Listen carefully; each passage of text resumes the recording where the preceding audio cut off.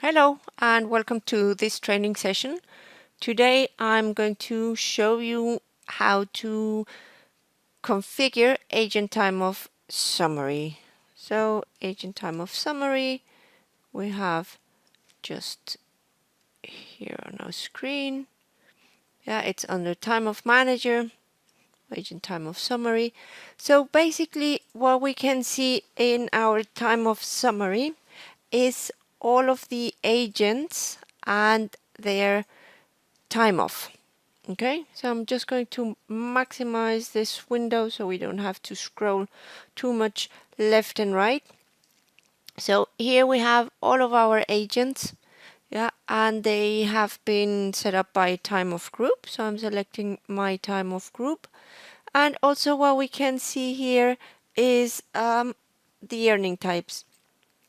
Here I only have configured PTO. But if you have other sort of earning types, if you have personal time or you're counting your sick time as well as part of the time of manager configuration, you will see those in your drop downs. Okay, so the first thing we will see is that we have our agents. If they have already bid in our web station for time of manager, the time they have earned, which we need to calculate, and I'll show you in a second how to calculate the earn type. Credited, this one is if you guys want to add some time to one of your agents. They have been working overtime and you want to, instead of, or they want, instead of getting it paid, they want to have another day off, if you are allowing that, or just you are incentivizing your agent and you want to credit some time. Okay. Next thing is CO from last year, which stands for carryover from last year. If your company organization allows to carry days over, we can have that set up as well. We would have to create a carryover table, and in that one you would define if your agents are allowed to take holiday vacations over to next year and how many they can, and also in what time frame they need to use up that vacation time. Yeah, so for example, December comes and some agents have 5-6 days left over. Maybe your policy is going to be you're allowed to carry over 3 days and you need to use them up in the first 3 months of the year. Then this would we would have the carryover table and we can show them here. Here you will see planned or taken. These fields you can see they are grayed out because that comes directly from time of manager, and this is anything that the agent has already planned. If we click on this option here at the bottom, you will see when those vacations are planned. What is how many hours they're taking. Is it an all-day activity? Is it a partial day? And who requested that time off? Okay. Taken is if it's already in the past and they've taken vacation already.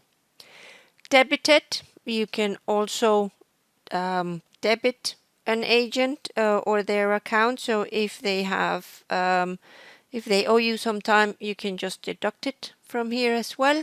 And then we can also carry over to next year. Okay, here as you can see we have remaining, and here it's a negative number because we have not calculated the earn time, but it is also a formula, so this one we cannot change. This one we will just have to use or it uses formulas. Okay, so before I move further to the right and then come back to this one, let's first calculate the agent's earned time. To do this, we select all of our agents. Yeah, not difficult in my organizations, we don't have many. So I select all of the agents, and then here in our icons here at the top, which are very small, we can see our icon that looks like a calculator. Okay, so this one, if I hover over it, it's going to tell me calculate earned. Okay, so I come in here and then it's going to ask me how far do I want to calculate this, and I'm calculating the earn time for the whole year. Okay, in this organization, the agents get their vacations from day one. Okay, so I'm going to calculate their earn time to the end of the year. Okay, so here they all are full-timers, they have 225 hours, and that's it. Okay, so now we can see this agent that before had a negative number, now it's the formula, it's doing 225, take away 7.5 hours. This is what he has got left over. Okay. Next thing we need to do is, or we can see in here as well, we would see the agents, what management unit they belong to. Yeah, ID, management unit name, alternate seniority, if you want to set up alternate seniority, or the normal seniority date, so we can calculate how much time they get. Sometimes if they are more senior in the company, they earn more time. Okay, and then we do the accrual date. Okay, so here I calculated it for the full year. Yeah, we can do that only for partial years. Yeah, if you just want to calculate for the next 3 months, you can put in that date. Something very important whenever we calculate the earned time for our agents, yeah, if we want to calculate or recalculate, we need to empty the cell before, and then we need to go to the calculation again. Okay, this is just how it works. If you change anything and you don't clear the cell before, then it is not going to change the values. It's not going to override what's already in those cells.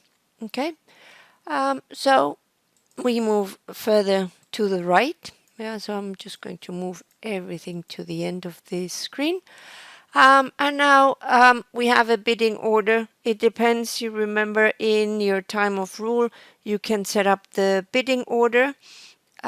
So here you can see the bidding order as well.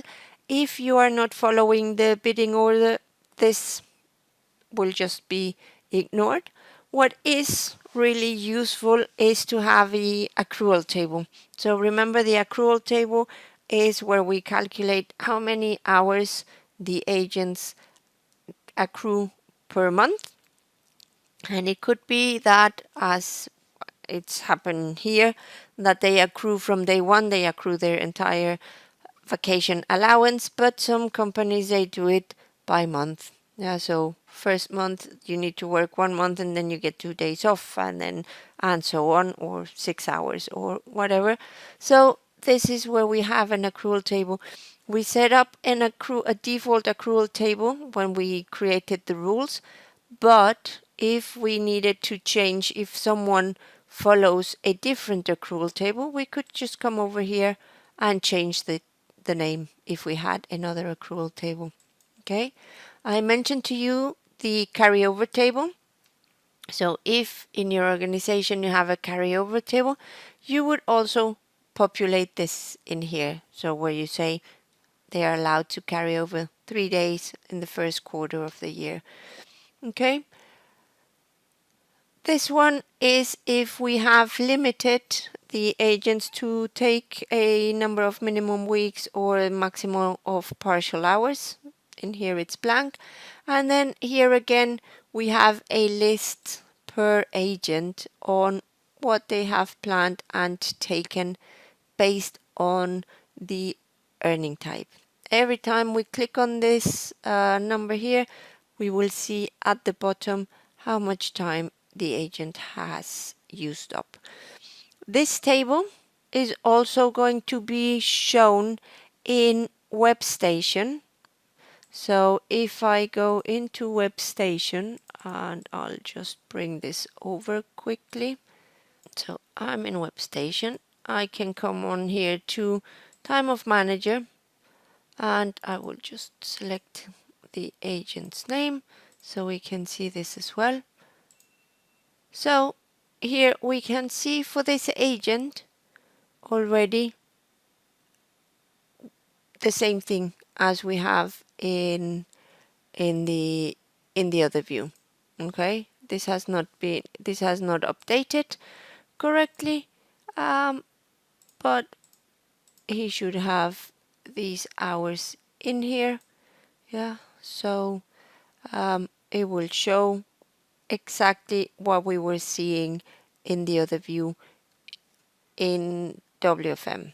Okay, this we're looking at it at supervisor web station, but if the agent looks at it from his web station, he will have the same view.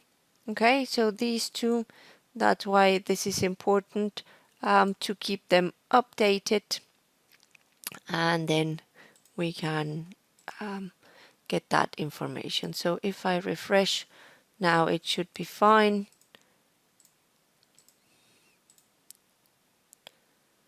So let's see. Here you can see the same. So PTO 225, he's taken or planning to take 7.5 hours, and this is what he's got remaining. Okay, we have the calendar view where we can see what the agent has taken on vacation. Okay, thank you again for your attention today, and I hope to see you soon. Bye. Thank you for your attention and hope to see you soon. Bye.